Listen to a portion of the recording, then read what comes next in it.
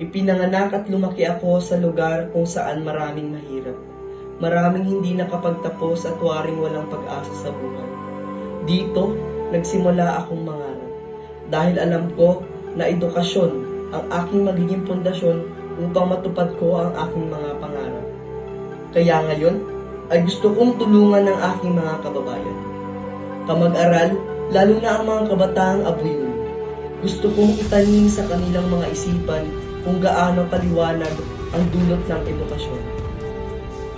Naniniwala ako na higit na aangat ang buhay ng bawat mamamayan kung ang bawat kabataan ay may sapat na edukasyon.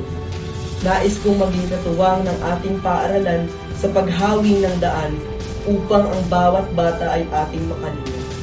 Ang tagumpay ng bawat isa ay hindi mag-iiba. Ang edukasyon, ang susi at sandata upang ang kasaganahan at pag-unlad ay matamasa.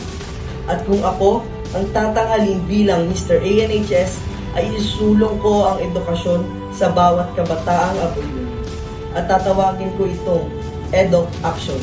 Ito ay naglalayong aksyonan ang bawat edukasyon ng kabataan at linangin ang pagbasa, pagsulat at pagbibilang. Sa simpleng pamamaraang ito ay matutulungan ko ang mga kabataan, hindi lamang ang mangarap, bagkos ay tuparin ang kanilang mga pangarap. At ito ay sisimulan ko sa aming sitio. Ako po si Rusty Boy Araw de Chavez, ang inyong Mr. ANHS mula sa ika-10 baitang. Maraming salamat at magsikap po tayong lahat.